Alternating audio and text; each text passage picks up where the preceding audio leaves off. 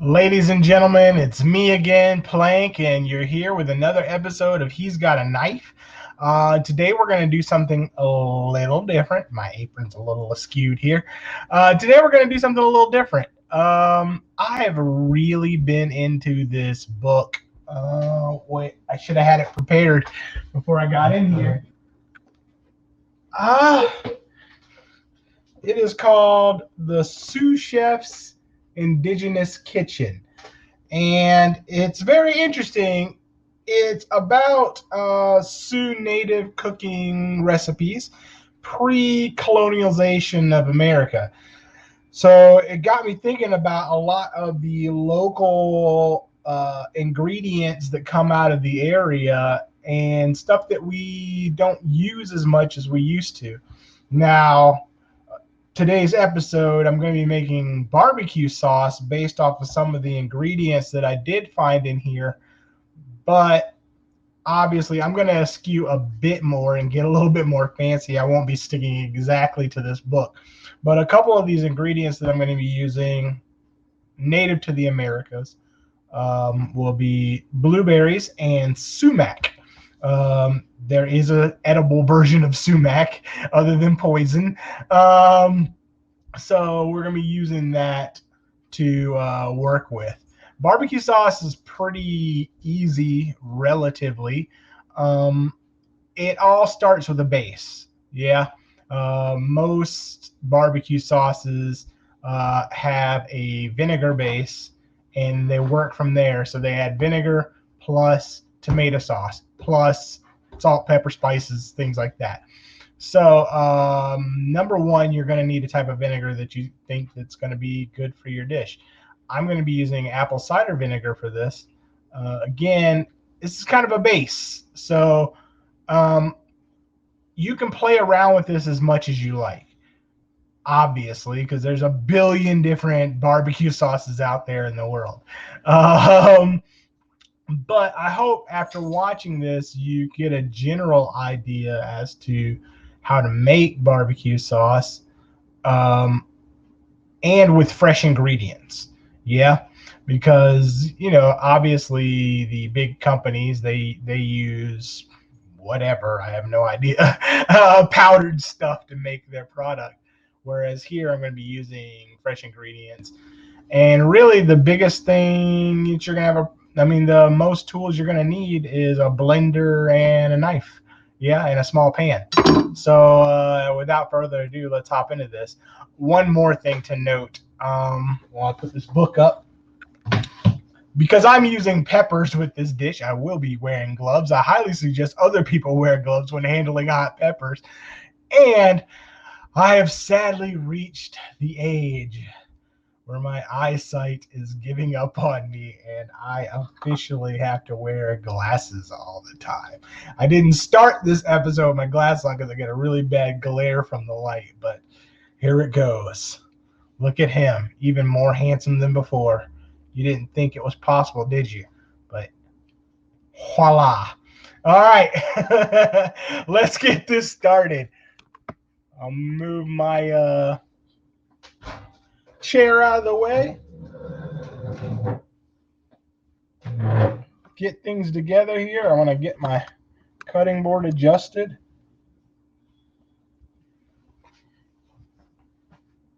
And let's get started on this dish. Got to tie my apron because it came undone behind me. We're going to start off with the main ingredients here. And some gloves because I don't want to burn my junk. You shouldn't want to burn your junk either unless you're into that, to which I would say I don't kink shame. If you're into that kind of thing, far be it from me to judge you. All right. Now I got some gloves on. These are some good gloves, man. All right. I'm going to move my knife. I got here an onion.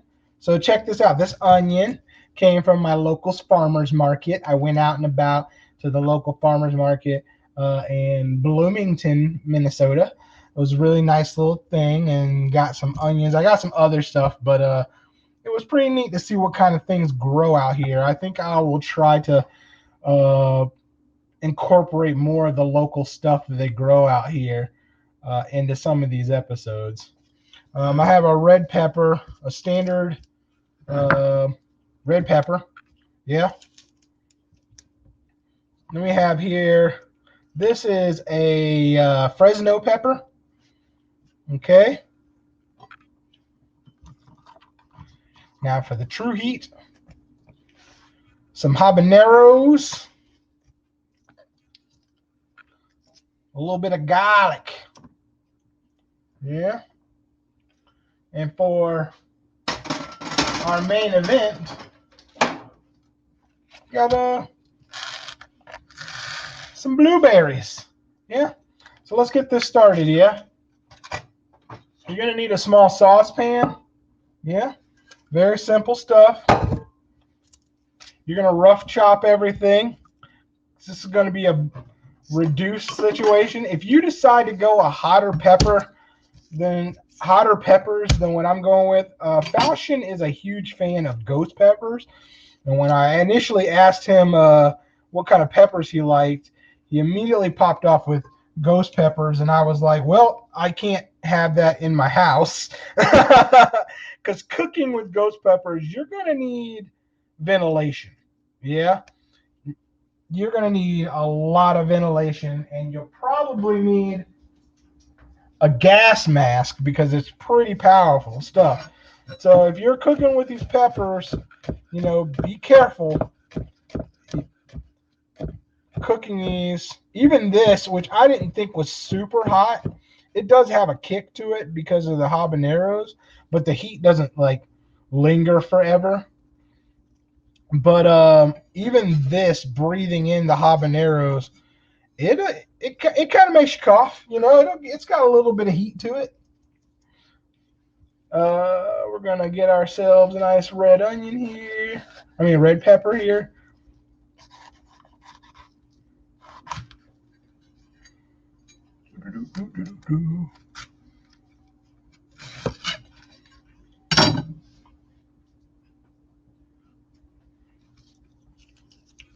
I think I'm not showing my.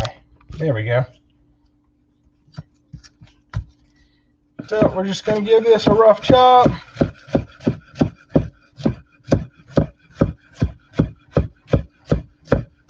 You don't have to get fancy with this because the blender is going to do all your work for you.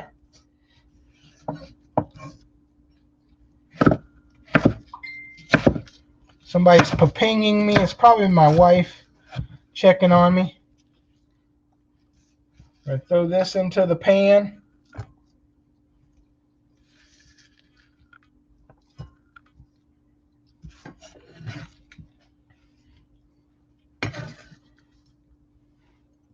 Next, our onion. I'm only going to use half an onion.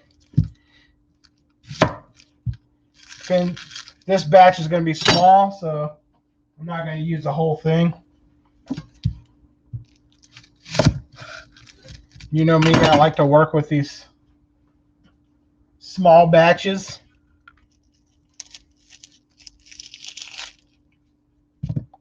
I don't know. Should I make a Borderless Gaming branded hot sauce or barbecue sauce? You guys tell me. Did you buy the bottled stuff? Buy some bottled magic? Let's see here. I love these onions actually because they're not out of season and they don't burn your eyes. I mean, I bit into this onion like raw when I first got it just to taste it flavor-wise. Didn't beat me across the face. Wasn't overly aggressive. Just a really nice oniony flavor. And here's our Fresno.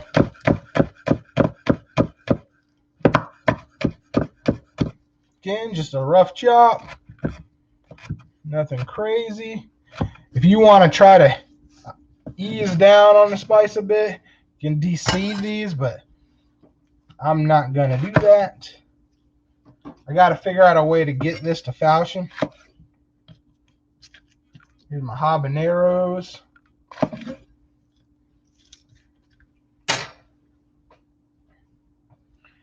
A little bit of habanero goes a long way. Look, it's got a little baby habanero on the inside. That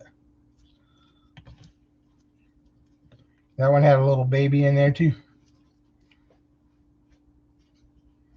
Should have brought my compost bucket out. Again, we're just going to give these a rough chop.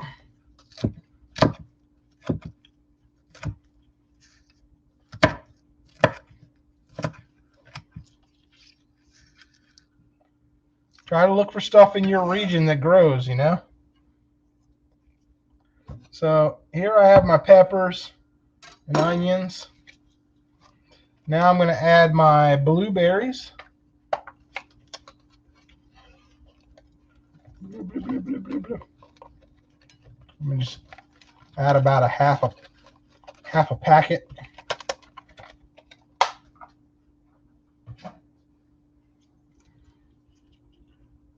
Next, a little salt, because that just happened to be near me.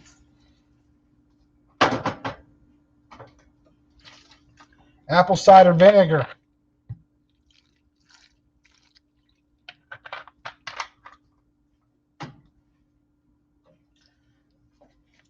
Splash of liquid smoke.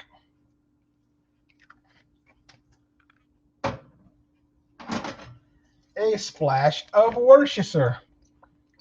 This Worcestershire I got from a chef friend of mine, Chef Dan's, and it is whiskey barrel aged out of Tennessee. Pretty good stuff. I didn't notice it was vegetarian. How does that work?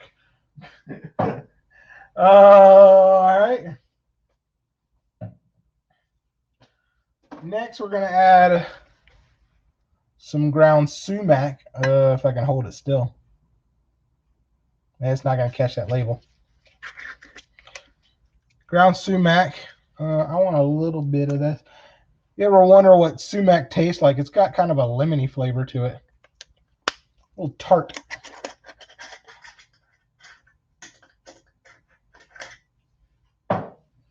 Next, we are going to add some molasses.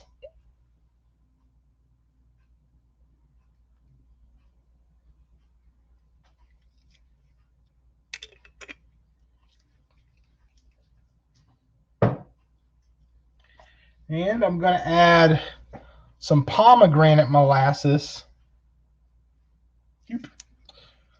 This is going to give it a real tart, sweet flavor to it.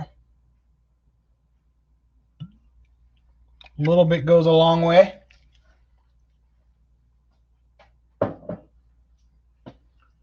Next, we will add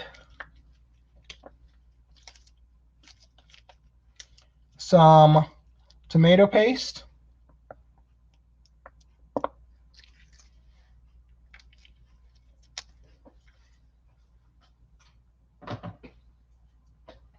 And finally, we are going to add some brown sugar. I am using light brown sugar for this.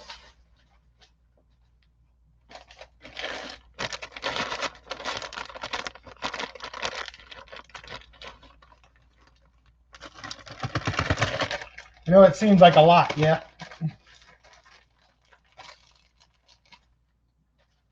But there you have it. There's our little slush mixture.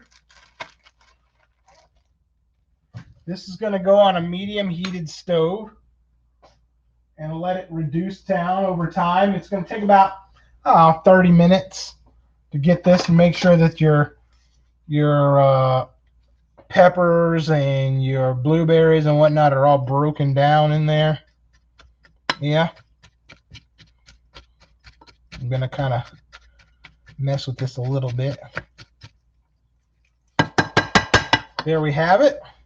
So I'll put this on the stove and let this cook for a bit, and I'll come back and show you what it looks like after it's kind of cooked for a bit, okay? All right.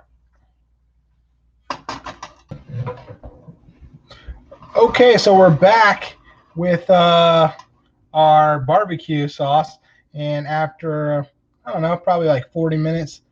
It's all rendered down to this. It doesn't look very attractive, I know, but what we're going to do is take this, throw it in a blender, blend it out, then strain it out.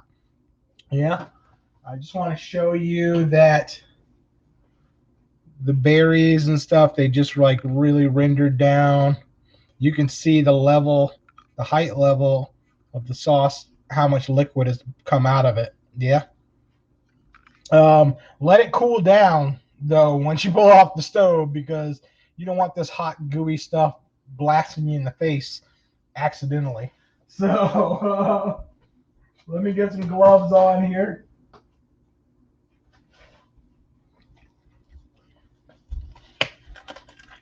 You know what's funny now that I'm showing this? You see the back of my spoon there and that black mark. Bet you can't guess how that happened. Yep, you guessed right if you said I left it on the stove one day. Yeah, I was on the wrong burner. Anyway,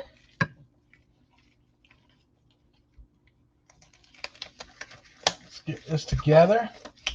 Like I said, we're just going to put this in a blender and blitz it up and liquefy it.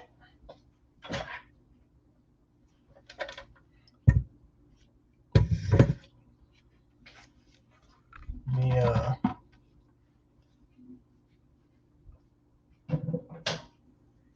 Get this in there.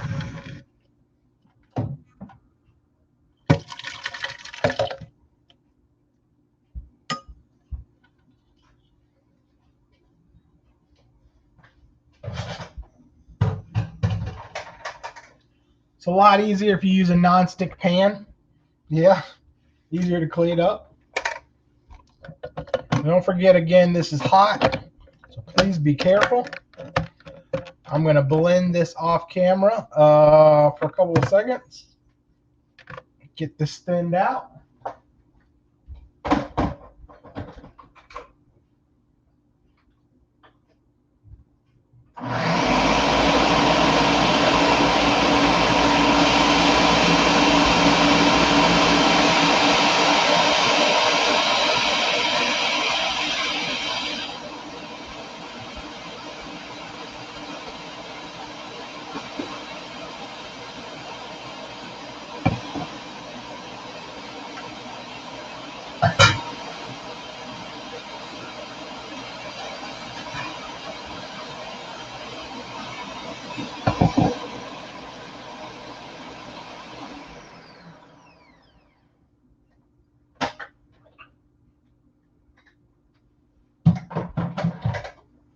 All right, and our nice blended sauce. So I have here a bowl, a fine mesh sieve. We're just gonna filter out the thick stuff. Yeah. Let me get a rubber spatula.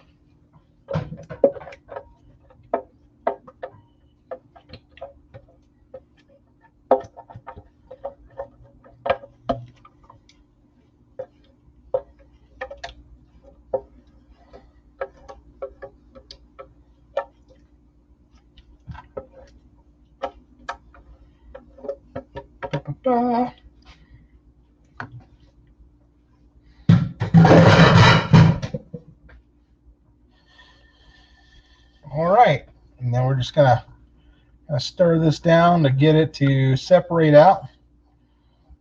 Again, if you're going to use a more powerful pepper, make sure to have proper ventilation. I cannot stress the importance of proper ventilation with this recipe.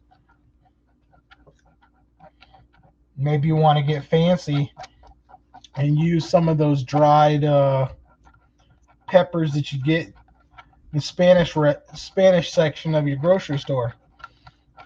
You can use those. All you have to do is just rehydrate them in some boiled water. They blend up just fine. A lot of them have some really great flavors to them.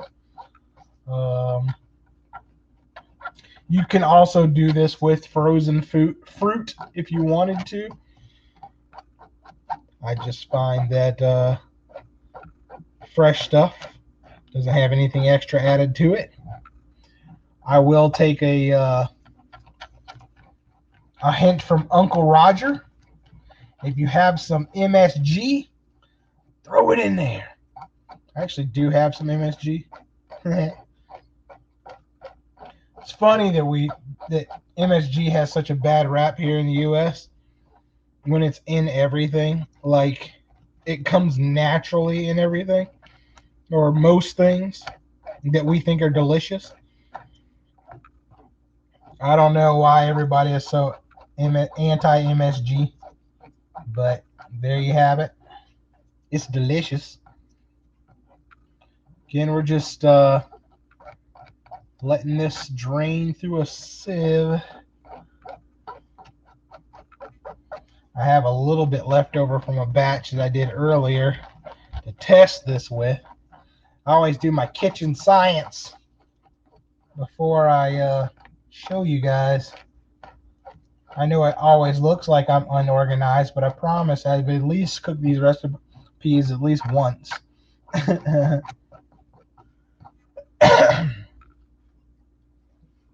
Alright. Breathe in a little bit of pepper. It feels good to the lungs.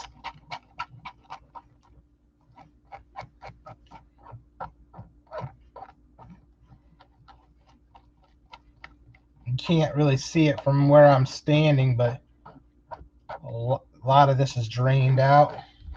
I'm just going to keep stirring and let this go through this sieve.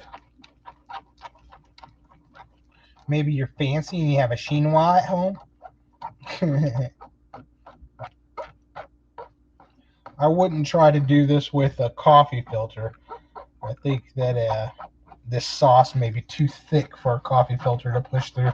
I've used coffee filters to sift through stuff before, but I think in this instance, this product is way too thick to try to push through that.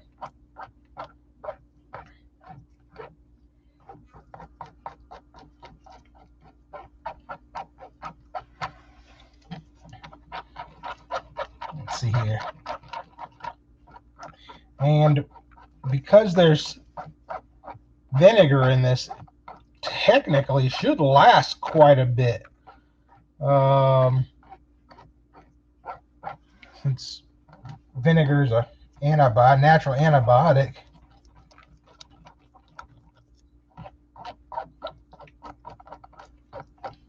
Let's see here.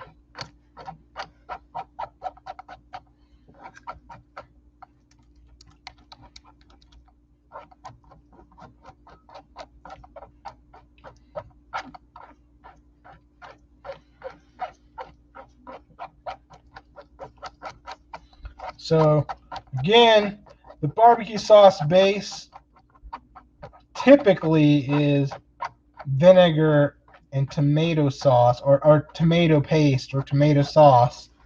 Some people use ketchup, which is fine.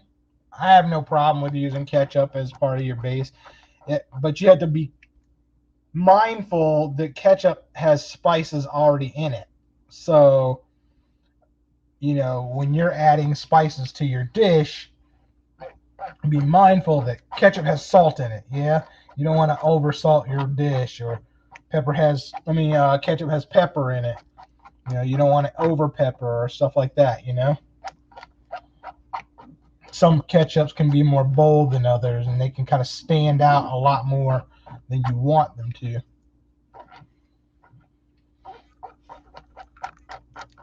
Let's see here. All right, I think we are good. I think I've got most of it out. I'm going to show you here. That's how much is left of my slurry there. So I just keep pushing it. I'm not really pushing it, just moving it around, letting the moisture fall through the sieve. I guess you could leave this sitting out somewhere and let it do it over time. I'm going to go ahead and pull this off.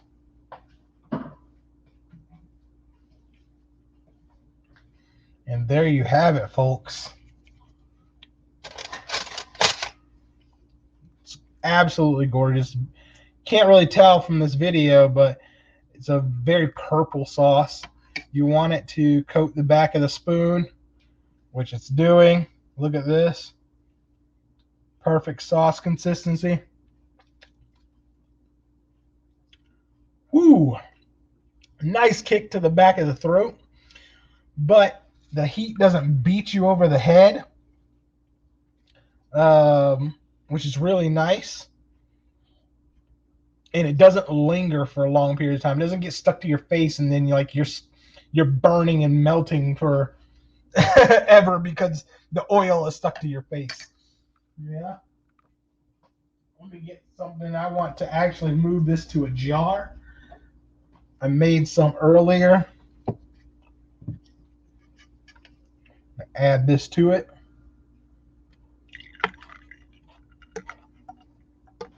And it'll thicken up more once it's cooled down.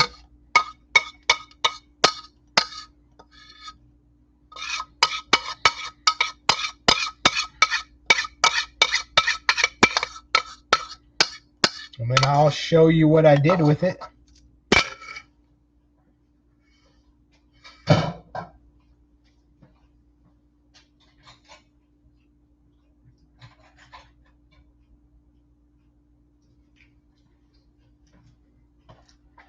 There we have it.